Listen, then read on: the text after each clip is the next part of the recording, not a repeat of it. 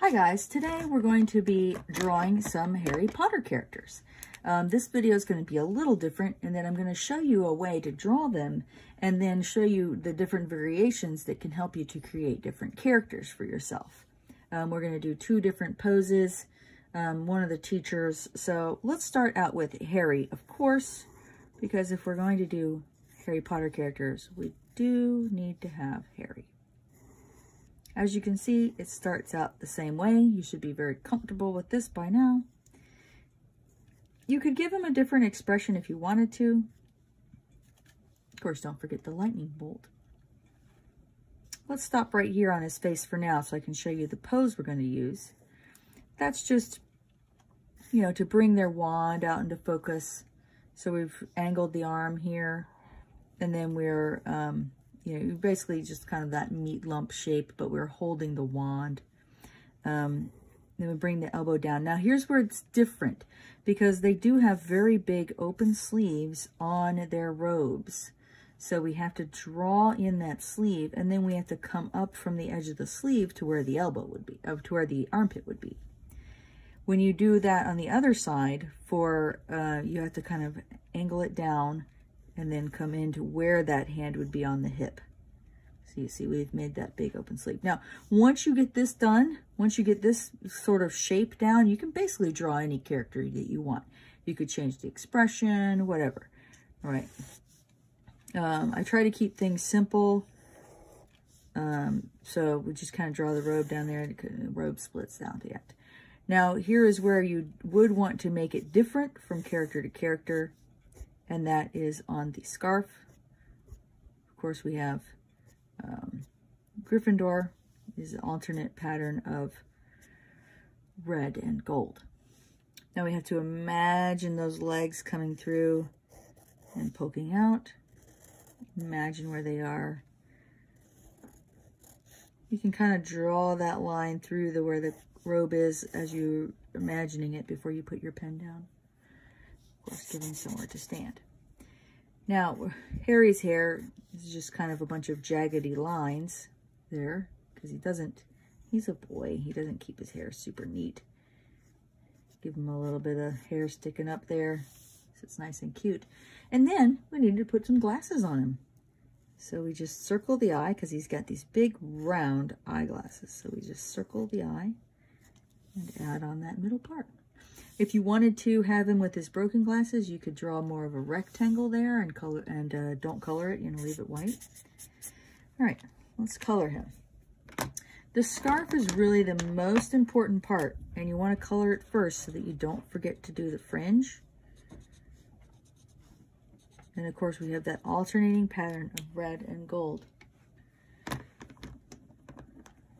Here we go.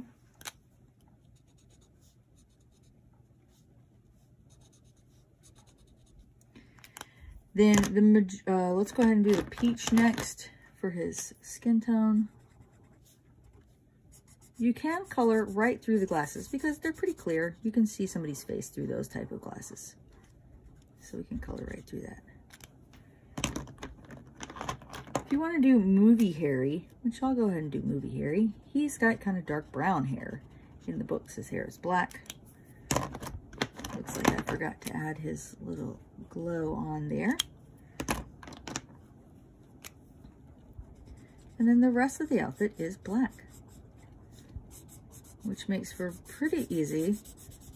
You could almost, if you were like drawing for other people and they wanted to request their own characters, you could sort of pre-draw the face and the body and all that, and then just add in the minor details. The minor details are very important for telling Harry Potter characters apart. So I'm going to show you here. So that should be Harry for now. All right, and we're back. Remember when I said that the details are important, but the pose can stay the same.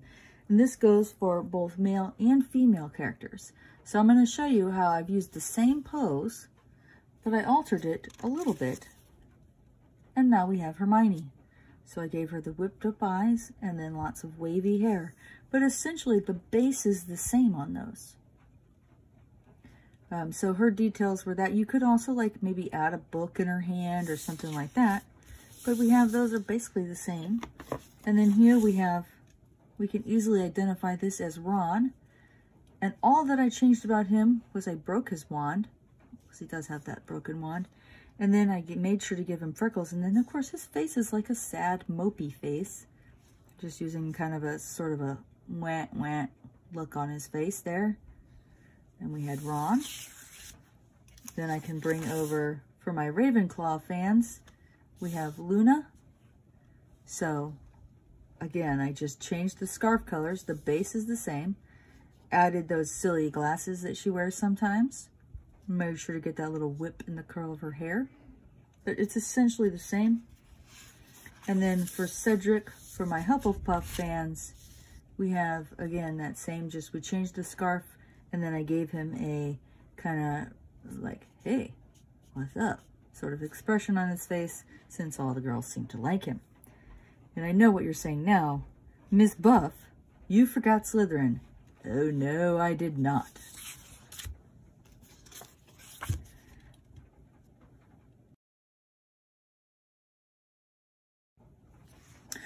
For our Slytherin character, I'm going to show you how to do a different pose. So we're going to start out the same way. We are going to give him kind of a flat look there and looking shadily off to the side. Notice how I made the eyebrows a little closer to the eyes. That gives you a little bit more aggressive look. Now, if you remember when we did Drift and some of those, we had crossed arms. We're going to do crossed arms again. We have to be careful though, because we do have this robe that's hanging down.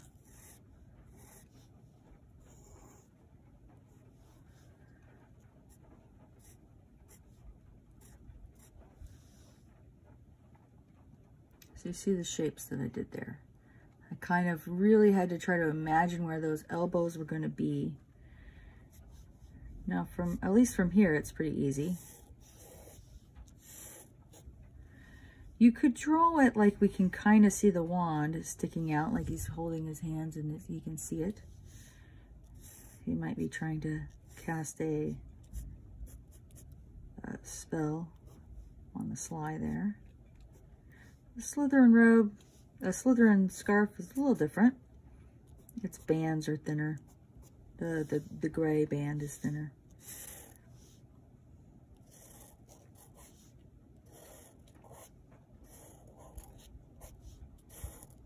There we go. This is all the same part of the pose, same part of the pose. All I did was I crossed the arms. Of course, you could still do it out the other way. And of course, if you haven't figured it out by now, we are drawing Draco.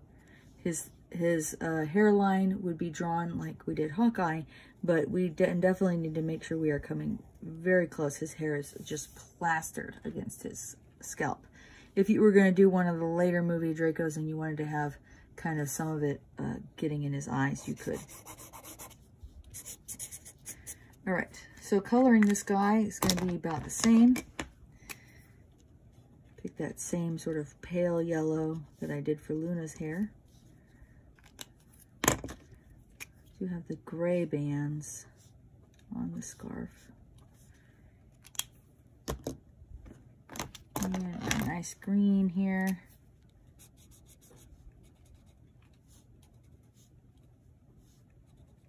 Slytherin green for all my Slytherins out there.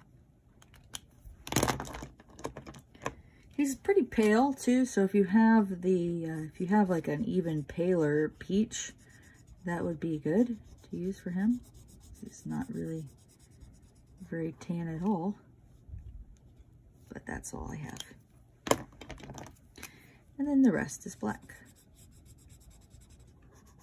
So there we have a cool arms crossed student. So now you could even make yourself as a student by just kind of drawing whatever hair you have on this same type of body.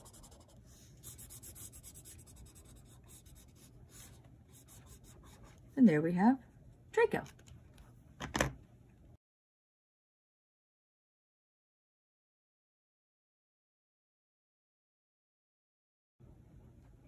We're going to do one more character, and that is Professor Snape. We'll give a teacher to harass all of these students. He is going to have that same sort of expression as Draco.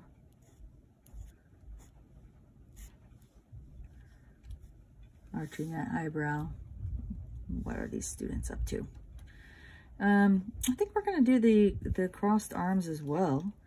But if you thought that the students' robes had long sleeves, of course the teachers' robes are, Snape's in particular, are particularly big. So we got to really come down on those sleeves.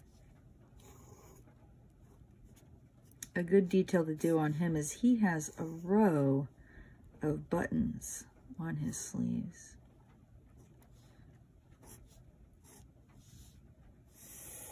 His robe really comes basically to the floor.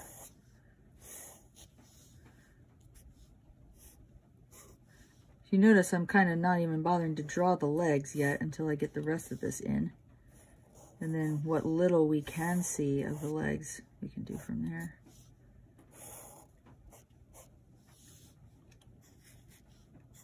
His hair is parted in the center and kind of a little bit wavy. Definitely stringy,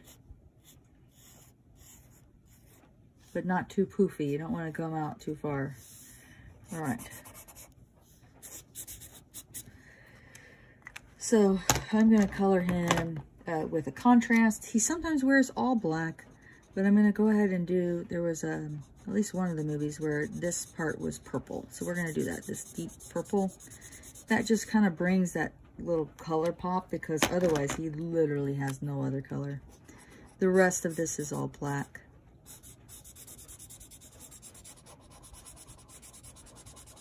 And of course the robe is going behind him too, so you would color between the legs.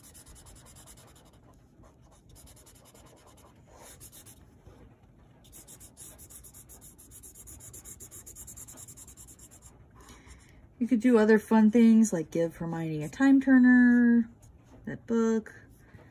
His hair, of course, is also black. One little tip: if you color the hair first and then do this, and then do the peach, which, you know, sometimes you do have to be really careful that you don't touch any of that black or it'll smear it. So you can come right up to it, but don't go through it or it'll kind of get black ink on your marker. Doesn't happen with the Sharpie, but it does happen with the other, you know, washable markers. All right, so there we have Snape looking disapprovingly at all the other cards. And if you notice, yep, I made it so they can look at each other disapprovingly. All right, have fun.